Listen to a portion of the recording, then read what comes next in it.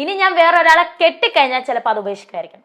കെട്ടിക്കഴിഞ്ഞാൽ പകരക്കാരൻ വന്നു കഴിഞ്ഞാൽ അദ്ദേഹത്തെ ചവിട്ടുകൊറ്റ എഴുതിയെന്നല്ല പറഞ്ഞത്. സുധി എന്നുള്ള പേര് ഞാൻ ഉപേക്ഷിക്കും. രേണു സുധി എന്നുള്ള പേര് ഉപേക്ഷിക്കണം. ഞാൻ വേറെ ആളെ കെട്ടണം. ഇതുവരെ ഞാൻ ഫോട്ടോ പുതിയ ഒരാൾ വന്നു കഴിഞ്ഞാൽ സൂചിച്ചാന്റെ ഫോട്ടോ ചവിട്ടുകറ്റ ഞാൻ എറിയത്തില്ല.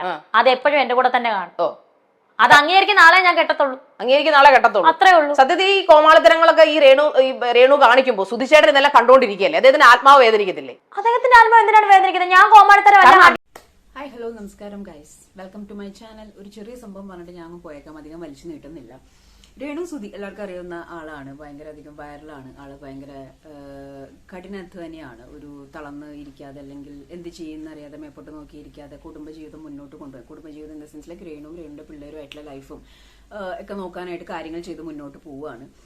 ഒരുപാട് നെഗറ്റീവ്സും ഒരുപാട് ആൾക്കാർ കളിയാക്കലും എല്ലാം ഉണ്ട്. എന്നാൽ പോലും അതിനെയൊന്നും മൈൻഡ് ചെയ്യാതെ നല്ല ഹാർഡ് മൈൻഡോട് കൂടി മുന്നോട്ട് പോവുകയാണ്. ഓക്കെ, ഇപ്പൊ അടുത്ത് തന്നെ ഒരു ലിപ് ലോക്കിന്റെ പ്രാങ്ക് കണ്ടു, അതിനെ കുറെ ആൾക്കാർ എടുത്തിട്ട് വലിച്ചു കീറുന്ന കണ്ടു. അപ്പൊ ഇവിടെ എനിക്ക് മനസ്സിലായത്, ലിപ് ലോക്ക് കാണാൻ പറ്റാത്തതായിരുന്നു നിങ്ങളുടെ വിഷയം, അല്ലെങ്കിൽ രേണു എന്നുള്ള കഥാപാത്രത്തിനോടുള്ള വ്യൂസും റീച്ചും കാര്യങ്ങളും, അല്ലെങ്കിൽ ഒരു വെറുപ്പാണോ നിങ്ങളുടെ പോയിന്റ് ഇതെന്ന് എനിക്കറിയത്തില്ല. അത് ജസ്റ്റ് അവരുടെ സെറ്റിൽ നടന്ന ഒരു പ്രാങ്ക് ആണ്. അതിനെ ഒരുപാട് ആൾക്കാർ എടുത്തിട്ട് വലിച്ച് വളരെ മോശമായ രീതിയിൽ കമന്റ് ചെയ്യും കാര്യങ്ങളൊക്കെ ചെയ്യുന്നുണ്ട്.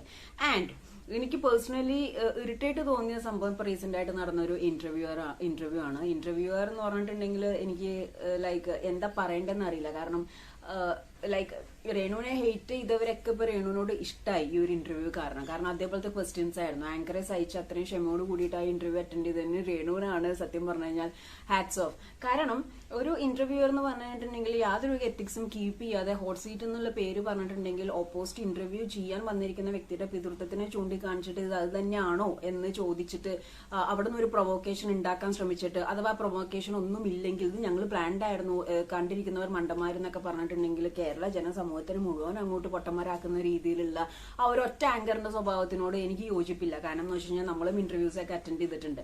ഓക്കെ, അപ്പോ ഇത് പ്ലാൻഡ് ആയിക്കോട്ടെ അല്ലാതായിക്കോട്ടെ, വാട്ട് എവർ ഇറ്റ് ഈസ്, അശാദി രണ്ടാമത് വന്നിട്ട് ഒരു എക്സ്പ്ലനേഷൻ തന്നിട്ടുണ്ട്. അതെന്തിനായിരുന്നു? എന്ത് കാര്യത്തിനായിരുന്നു? അത് നിങ്ങൾക്ക് എവിടെയോ കുറെ ആൾക്കാർ യൂട്യൂബേഴ്സ് എടുത്ത് നിങ്ങളുടെ വീഡിയോ ചെയ്തപ്പോൾ നിങ്ങൾക്ക് അവിടെ കൊണ്ടു. നിങ്ങളുടെ ഉദ്ദേശം റീച്ച് ആണെന്നുണ്ടെങ്കിൽ സ്ക്രിപ്റ്റ് ആയിക്കോട്ടെ, പ്ലാൻഡ് ആയിക്കോട്ടെ, എന്തോ ആയിക്കോട്ടെ, അത് അതിന്റെ രീതിക്ക് പോയിട്ട് അടുത്ത ഷോയ്ക്ക് അങ്ങോട്ട് പോകുമായിരുന്നു. പക്ഷേ ഇവിടെ ആളുകൾ മണ്ടന്മാർക്ക് അതറിയാതെ ആട്ടം കാണുന്നവർ ഞാനും രേണുവും സംസാരിച്ചിട്ടാണ് ഈ ചോദ്യങ്ങളെല്ലാം ചോദിച്ചത്.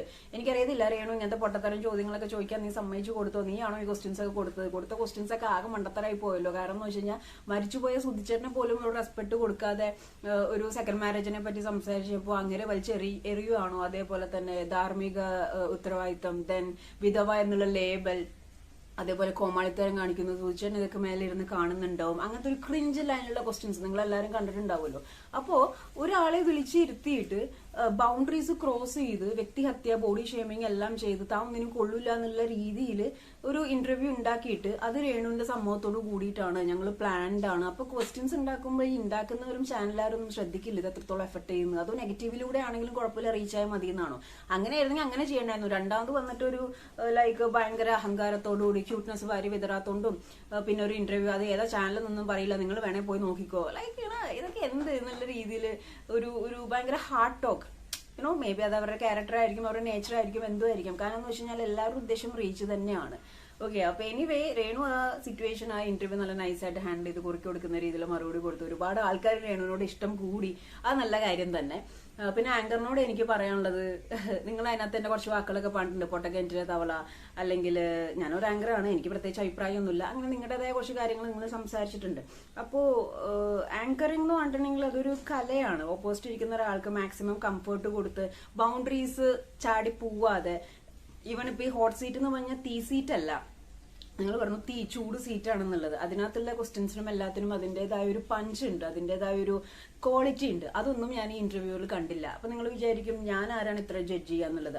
പേഴ്സണലി എനിക്ക് ഈ ആളുടെ ഇന്റർവ്യൂ കണ്ടപ്പോൾ കുറെ പ്രാവശ്യമായിട്ടും എന്താണിത് ഇങ്ങനെ ഒരു എന്താ പറയാ, നമുക്ക് പെട്ടെന്ന് കാണുമ്പോഴും ചോദ്യം കേൾക്കുമ്പോഴേക്കും ഒരു ദേഷ്യം. ഇനിയിപ്പോ ആ ഒരു ദേഷ്യം തോന്നിപ്പിക്കലാണോ ഇവരുടെ ഉദ്ദേശം എന്ന് എനിക്ക് അറിയത്തില്ല.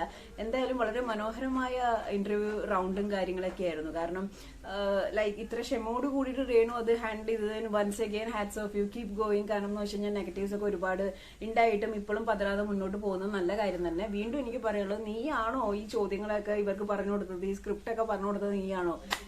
ദൈവമേ, അങ്ങനെയാണെങ്കിൽ ചോദിച്ച ചോദ്യങ്ങളൊക്കെ ഭയങ്കര ഓക്വേർഡ് ചോദ്യങ്ങളായിരുന്നു. പ്ലാൻഡ് ആണെങ്കിൽ okay, it's up to you, കാരണം നിങ്ങളാണ് നിങ്ങളുടെ കാര്യങ്ങളൊക്കെ തീരുമാനിക്കുന്നത്. എന്നാൽ പോലും പ്രേക്ഷകരെ അങ്ങോട്ട് മണ്ടന്മാരാക്കി, അല്ലെങ്കിൽ കഥ അറിയാതെ ആട്ടം കാണുന്ന ആളുകൾ എന്നൊക്കെ പറഞ്ഞ് തോളത്ത് കൈയിട്ടിരിക്കുന്ന ഫോട്ടോസൊക്കെ നമ്മൾ കണ്ടു. അപ്പൊ കഥ അറിയാതെ ആട്ടം കാണുന്നവരല്ല, ഇത് എവിടം വരെ പോകുന്ന അറിയാൻ വേണ്ടി കണ്ടു നിൽക്കുന്ന പ്രേക്ഷകനുണ്ടെന്ന് മനസ്സിലാക്കുക. Good vibes.